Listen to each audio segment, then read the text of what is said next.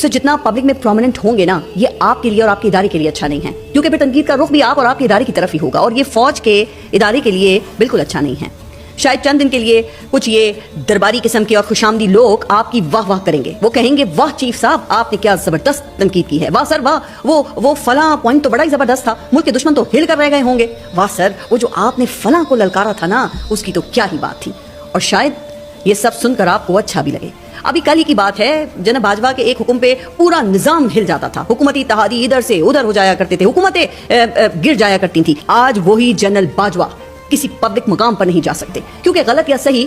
انہیں عوام کا ایک بڑا طبقہ ولن سمجھتا ہے، اور جو کل ہر وقت جنرل باجوہ زندہ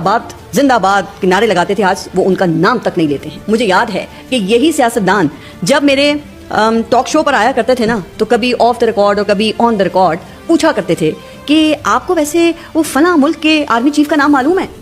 اور یہ میری، آپ اس کو کم علمی کہیں، کہ مجھے واقعی امریکہ، برطانیہ، چائنا، ایران، یورپ، سعودی عرب کے آرمی چیفز کے نام معلوم نہیں ہیں۔ بنگلہ دیش میں حکومت کی تبدیلی سے پہلے بنگلہ دیش کے آرمی چیف کا نام بھی کسی کو معلوم